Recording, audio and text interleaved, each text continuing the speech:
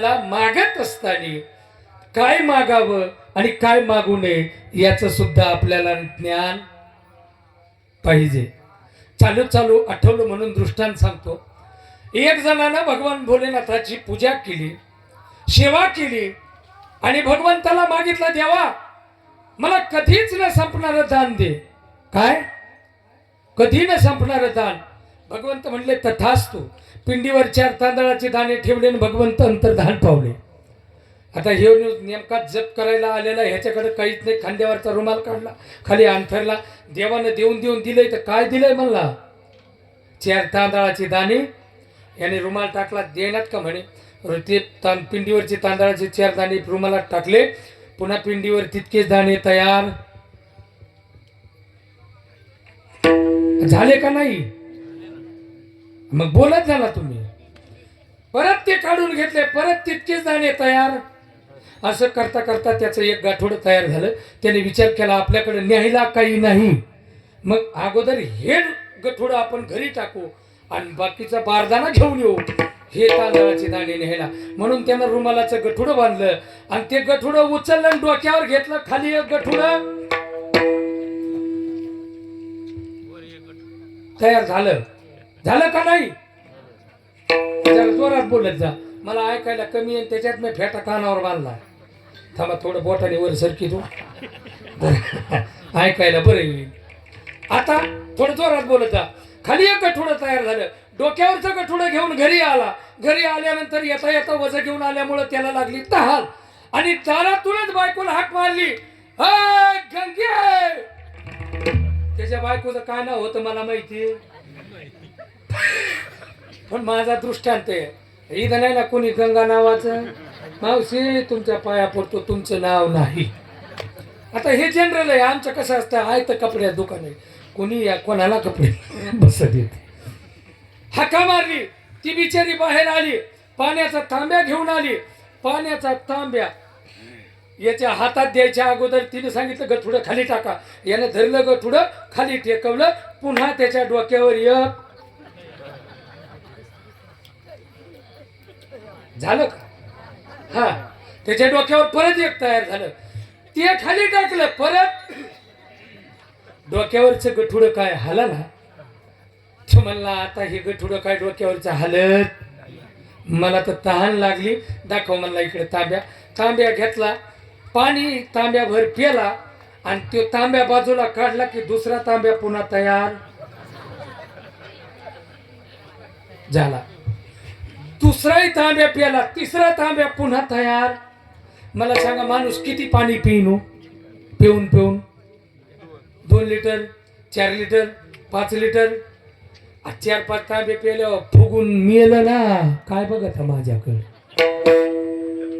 जागेवर गेलं. जागेवर गेल्यावर त्याच्या बायकोने मोठमोठ्याने बोंबलायला सुरुवात केली. चांगले होते ना का स्वरात सांगू? बरे होते ना, कसे गेले? तुमच्या जागी मला नेलं असतं तर बरं झालं असतं ना. खरं असं कोण म्हणन का हो? पण रडतानी बाया म्हणतात, रडतानी म्हणतात. उग त्यांचं ऐकावा. हिच्या रडण्यानं गाव गोळा झालं आणि गाव गोळा झालं. त्याच्यात 2-4 जण असते, त्यांचं कामच असते, चला उरका, चला सरका बाजूला, आंघोळीला घ्या. आणि मला सांगा मेल्यावर आंघोळ घालायचं कारण काय हो? आता हे जेव्हा गेलं तेव्हा गेलं, काय कारण आहे आंघोळ घालायचं? काही नाही. आंघोळ घालायचं कारण आहे हे 2-4 जणांनी चा फगवादा करणारे जे असतात का, म्हणजे अंगठ्या काढ, लाकीट काढ, काय जे असन ते ह्याला आड बाजूला आंघोळीला घेतात आणि बाजूला पुन्हा म्हणायचं जवळच्या जवळच्यानेच आंघोळ घाला बरं, इथं गर्दी करू नका, बाजूला सारखा. म्हणजे आसन ते ह्यांच्यातच म्हणले चला आंघोळीला घ्या. ताटी वगैरे बांधली, आंघोळीला घ्यायचं. उचला म्हणले आता इथून. पाठ चौरंग वगैरे मांडला.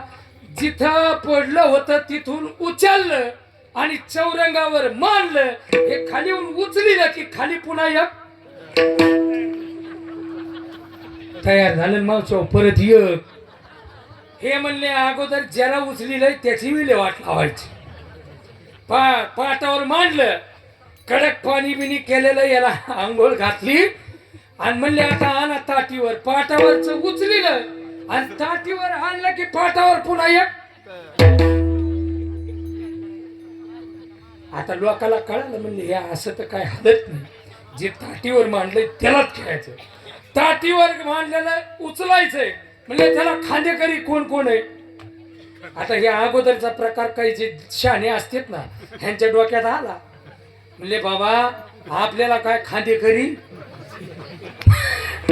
नकोच, आपल्याला व्हायचंच नाही. बळत 2-4 जण आणले. म्हणले हा खांदेकरी काढा, कसे तरी कपडे भराव. बरं काढले त्याने कपडे. म्हणले उचलायचं का?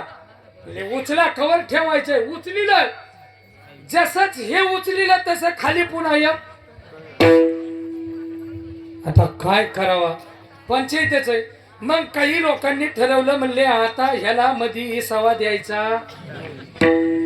जिथं टेकाव तिथं पुन्हा होतय ना, ह्याला इसावा द्यायचा ना. म्हणले याला डायरेक्ट नेलं, डायरेक्ट तिथं सुद्धा टेकायचं नाही. म्हणले मग डायरेक्ट याला मांडायचं. ठीक आहे म्हणले. चित्तावगेली रचली आणि या चौघालाही सांगितलं आता मांडा चित्तेवर.